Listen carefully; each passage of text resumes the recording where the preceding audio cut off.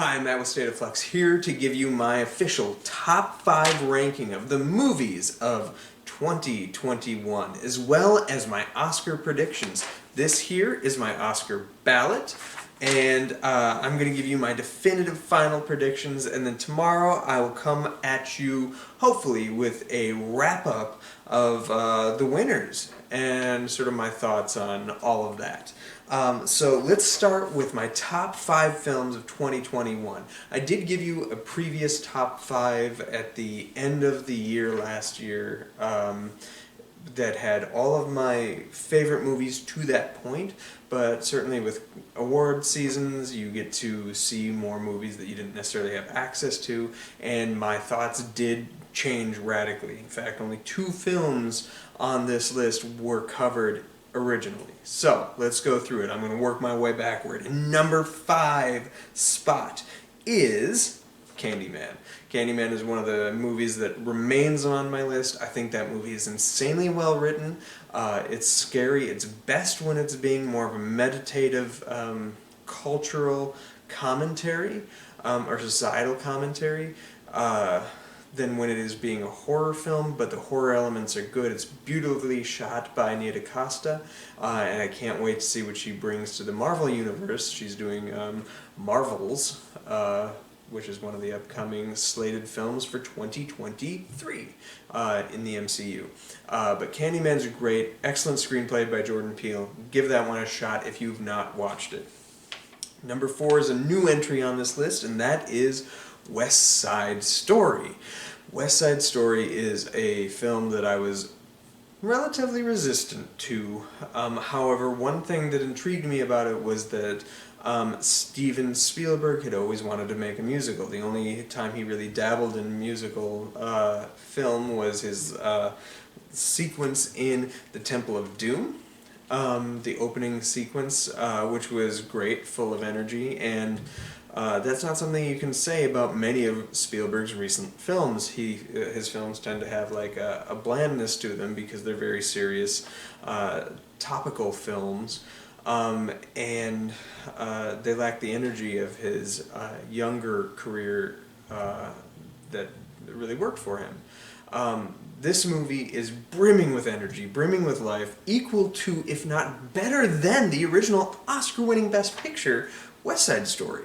This movie is a phenomenal remake that justifies its own existence and really knocks it out of the park with all the performances, the production design, just the flow of energy, and the camera as a character is unparalleled. It is so good under those elements, and a worthy nominee for Best Picture. Number 3 is a film that got largely overlooked by the Academy, and it's a damn shame because it's a fantastic movie, and that movie is Spencer.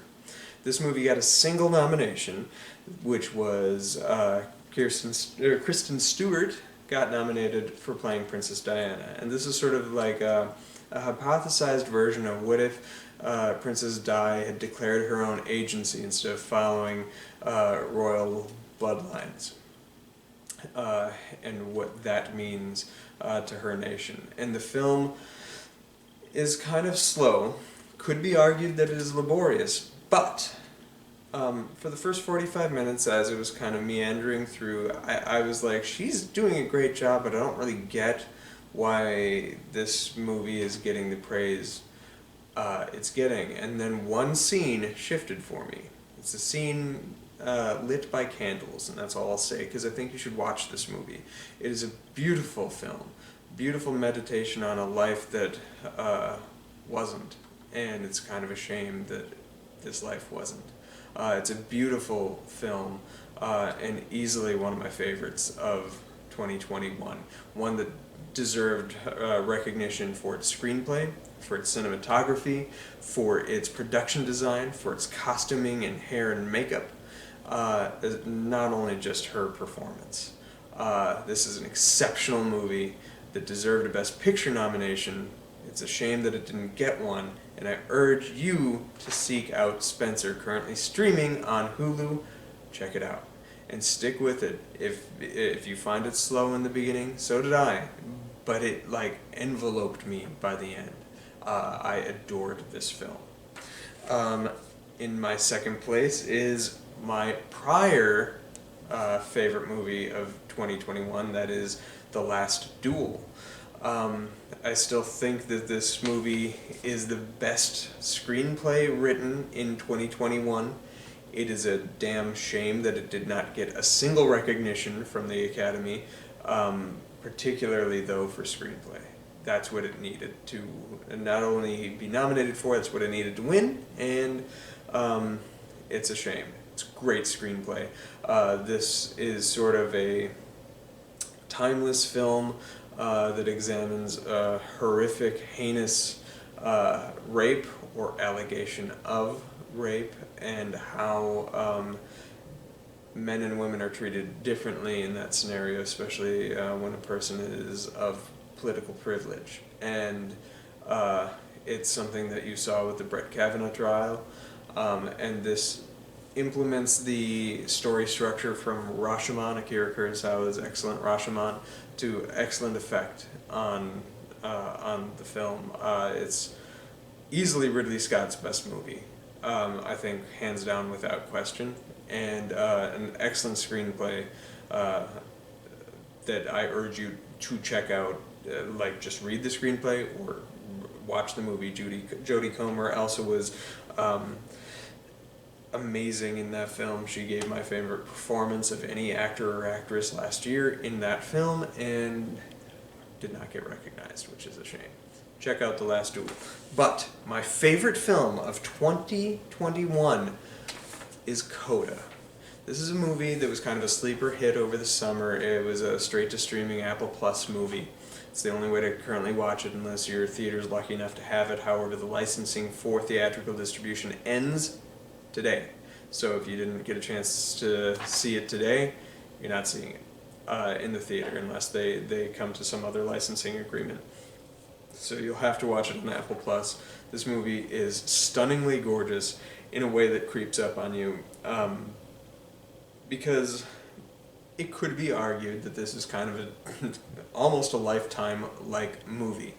But I say that not in a dismissive way. I say that in the best possible way. This movie is just simply feel-good coming-of-age story with insanely compelling characters in a very immersive world that you don't necessarily realize that you are unable to explore. And the film shifts gears and puts you into the perspective of both sides of the argument over this girl's life in one amazing scene that like the movie brought me to tears in multiple scenes. It is funnier than I can like explain. Like, there's just little throwaway lines that had me like almost rolling on the floor, even though it is a drama. Excellent screenplay, excellent performances from every single person in this movie. The actor playing the teacher deserved a Best Supporting Actor, the actor playing the boyfriend deserved a Best Supporting Actor, the actor playing the brother deserved a Best Supporting Actor nomination, the actress playing the mother, Marlee Matlin, she deserved a nomination. She's won an Oscar in the past, so I'm not like too butthurt about that. But the lead actress, the fact that she did not get a nomination for this film is stunning, because she was so incredibly good. I cannot recommend Coda more. I don't even want to really discuss what that film is about. Go into that film blind, so to speak, and experience the beauty of this film. There is no better film I've seen in 2021, and I think it is easily the best film of last year, and probably the second best film of this very early burgeoning decade, behind only Promising Young Woman. This film is fantastic. But enough of my top fives. Let's go into my Oscar predictions. Alright, so we're going to start with the sort of smaller technical categories before shifting gears into the big ones. Or should I just go with the big ones? Let's do it. Let's go up front first. I'm going to go down the line. Best Picture, what will win? I'm saying it right here and right now. I think Coda can do it. I think Coda has had a lot of momentum in the past couple of weeks. It didn't have that like even 3 or 4 weeks ago. But lately it has won the past 3 major award circuit Best Pictures. So I think it could steal it from Power of the Dog. Power of the Dog, if it doesn't go to Coda, it goes to Power of the Dog. I'd be a little disappointed if it did go to Power of the Dog, because I don't think that movie deserves a Best Picture. It deserves a couple other awards, and I'll touch on them. But Coda is the Best Picture of the year. That's the movie I think that will win and should win, but if it doesn't, it's going to go to the Power of the Dog. Alright, Best Actor in a Leading Role. I think it's going to go to Will Smith for King Richard. It could go to Andrew Garfield or Benedict Cumberbatch, but any of those 3 are fantastic. I think it's going to Smith. Best Actor in a Supporting Role. I'm going to still say it's going to be Cody Smit-McPhee for The Power of the Dog. Who should win is Troy Kotsur for Coda. And he's had a little bit of momentum recently, but I don't think it's going to be equivalent to what Cody had going into award season, so I still think Cody pulls the award. Best Actress in a Leading Role. I think it's going to Jessica Chastain for The Eyes of Tammy Faye. If she wins, she has earned it. It is a great performance. Pretty much every single person nominated gave a great performance, and she's given several. So if this is her time, I'm on board with that. But my heart still goes to Kristen Stewart. She had so much momentum going into award season, and then suddenly that momentum just like blipped away. So I don't think Kristen Stewart's going to win. She gets my vote, but I think the Academy is going with Jessica Chastain. Best Actress in a Supporting Role, I think it's going to be Ariana DeBose for West Side Story. Absolutely deserved. Many performances in that film deserved a nomination, not least of which hers, and I think she is going to win. She deserves to win. If it's not her, I would like to see Kirsten Dunst win. I don't think that'll happen, but she's great in Power of the Dog. Animated feature film, I think it's going to be Encanto. If it's not Encanto, it's going to be Flea, but my heart tells me Raya. Raya deserves it. It's not going to win, but it should. Encanto. Cinematography, we're going with Power of the Dog, and that one would be a very deserved win. That film is stunningly beautiful. And it's so beautiful that I think it tricks you into thinking that the movie is a lot better than it is. So that's why I think Power of the Dog is going to win it. Tragedy of Macbeth should win it. West Side Story could pull the win. And West Side Story, I already told you that the camera felt like a character. If that one wins, I will be screaming with joy. Costume design, Cruella. I think Cruella wins this. Maybe West Side Story, but I think Cruella deserves it and will win it. Directing. I think it's going to go for Jane Campion, Power of the Dog. I don't think anybody else has a shot of usurping that. However, I would like to see Kenneth Branagh take it home for Belfast. That movie is beautiful, and he did a great job with it. It's sort of his pet project that he's wanted to do for many, many years. He's a great, talented artist, and I feel like we should recognize it. That's a great work. He did a great job with it. The way that film is framed, that movie deserved a cinematography nomination. The information that's presented to you in every given frame is great. Excellent use of setting up character and understanding like caste systems and things like that, set up within Ireland, even like religious beliefs and stuff, all told to you through the simple frame, and that's pretty impressive. Branagh deserves it, but this is Campion's year. Documentary feature, I think it's going to be Summer of Soul or When the Revolution Could Not Be Televised. But I think Flea is the better movie. Flea deserves it, Summer of Soul is going to win it. That said, all the documentary features were kind of meh this year. I did like Flea the most. Documentary short, I think it's going to be Audible. Audible is a beautiful movie. You can watch it on Netflix. It is stunning. All the short subject nominees are great. Audible is one of the best ones. The one that struck me the most was The Queen of Basketball. I don't think it's got a shot at winning, but if it wins, I'll be happy. If Audible wins, it deserves it. It's a beautiful film. Film editing, I think that's going to go to Dune. It could go to King Richard or Tick Tick Boom, but I feel like Dune's going to pull a lot of the technical awards. International feature film, Drive My Car. Small chance that the worst person in the world steals it, but the fact that the Academy has such reverence for Drive My Car, so much so that it's nominated for Best Director, Best Picture, Best Screenplay, and Best International Film, really tells you a lot. So I think Drive My Car wins, and it deserves it. It is a beautiful movie. It's a great meditation on the creative process, as well as grief. Makeup and hairstyling, I think it goes to the eyes of Tammy Faye. That said, Coming to America, Eddie Murphy has pulled this nomination and win before for his film, so maybe he gets it, not him specifically, but his team. I think Eyes of Tammy Faye wins this Oscar though, and it deserves it. If not that, I would vote for Cruella, but Tammy Faye.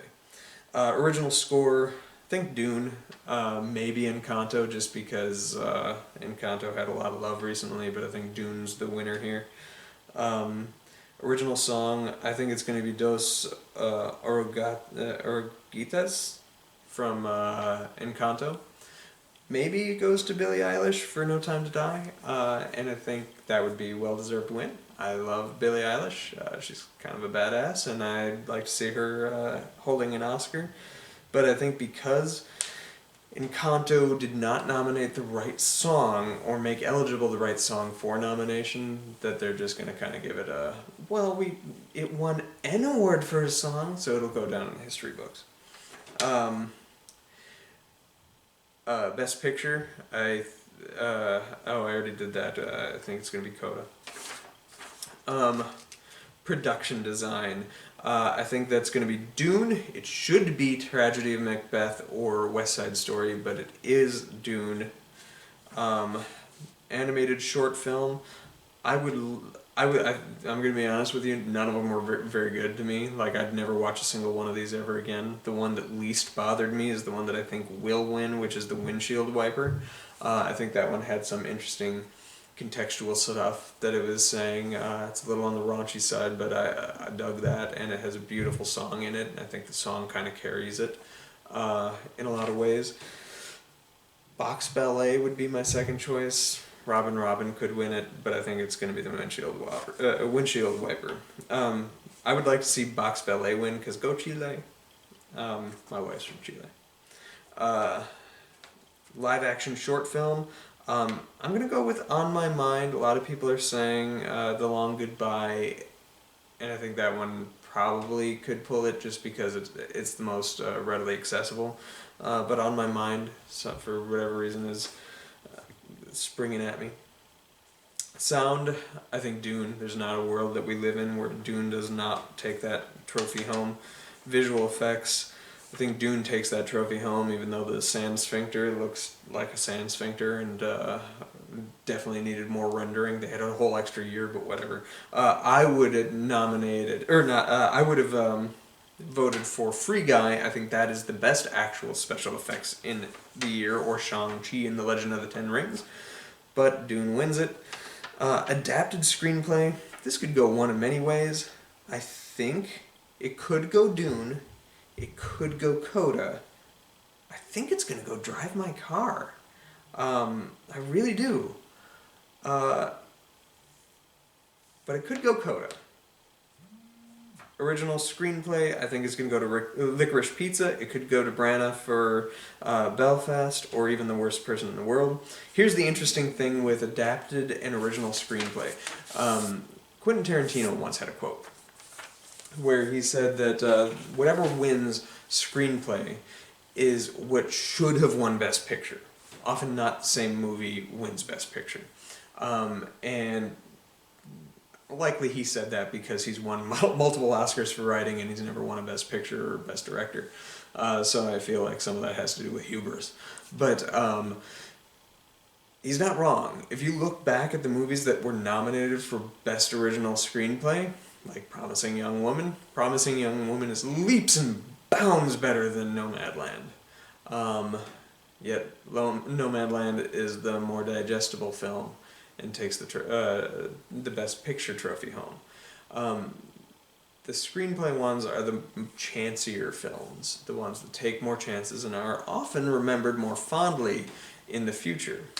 Get Out won for Best Original Screenplay in 2017, and that was definitely the film that should have won for Best Picture.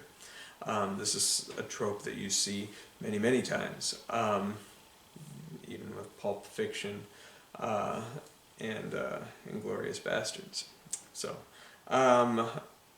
anyway, that's my Oscar predictions. Let me know who you think is going to take home the trophy. And then I'll be coming back at you tomorrow with a wrap-up of the winners. Hopefully my peeps won. Hopefully I was wrong about everything and the people that I wanted to win actually won. Because that would make tears spring to mine eyes and then trickle down mine face. So let's have some trickle down, yo. Have a good one. Thanks for watching. Bye.